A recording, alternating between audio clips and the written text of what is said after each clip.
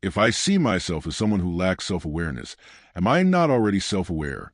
At first glance, this seems like a simple question, yet it leads us into an intricate web of paradoxes that challenge the very essence of how we perceive ourselves. We often talk about self-awareness as if it were something external to us, something we can acquire or improve upon, like learning a new skill or gaining new knowledge. But what if self-awareness isn't a quality we can simply cultivate at will? What if the very act of noticing a lack of self-awareness is, in itself, an indicator that self-awareness is already present? Think about it. When you observe that you lack self-awareness, what are you doing? You're reflecting on yourself. You're looking at your own state of being and recognizing something about your own mind. Or rather, you're judging the absence of quality that you believe you lack.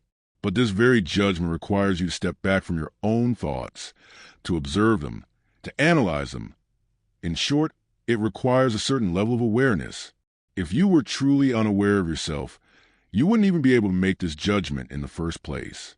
In this way, the very fact that you perceive a lack of self-awareness proves the existence of self-awareness. It's an odd and disorienting realization.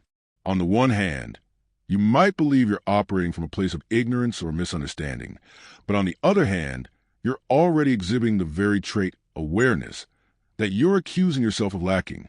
Now, this realization gives rise to a fascinating dilemma. Can true self-awareness ever be reached if our very perception of it is tainted by self-judgment and contradiction? If we are constantly evaluating ourselves, does this mean we are never truly self-aware?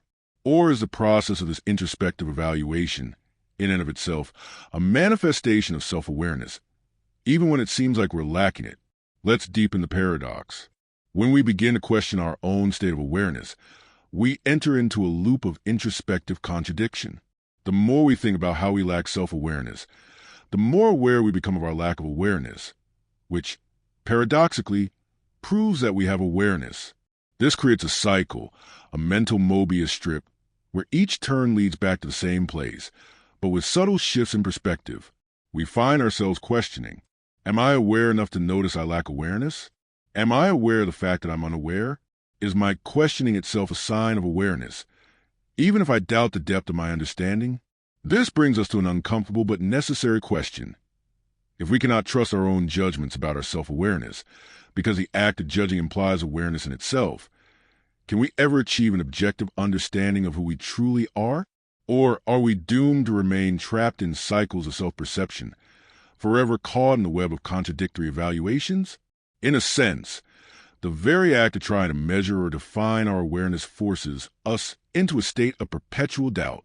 It creates an existential dilemma. How do we truly know ourselves if the process of knowing involves an unending loop of self-contradiction?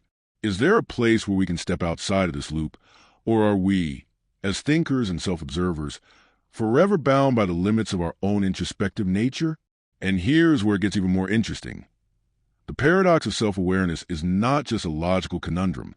It's also a deeply personal experience. It manifests in the smallest moments of our lives.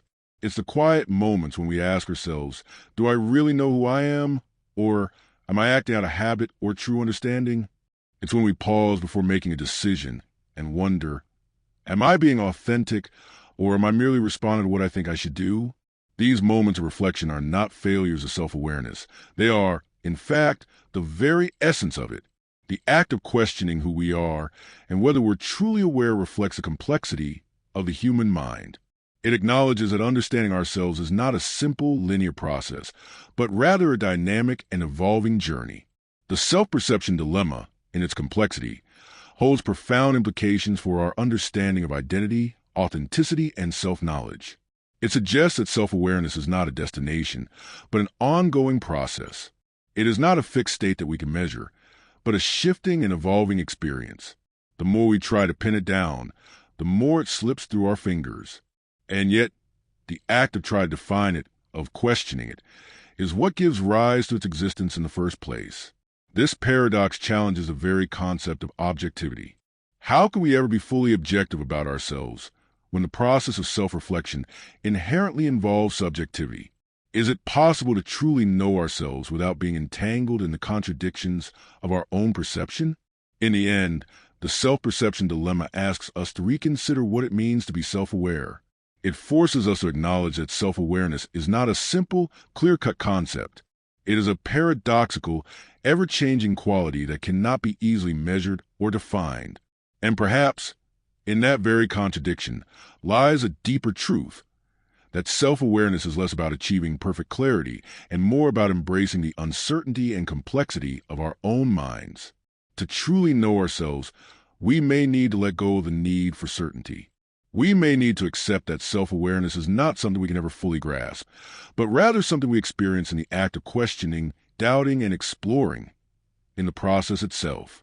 And in this process, we find not a final answer, but a richer, more nuanced understanding of who we are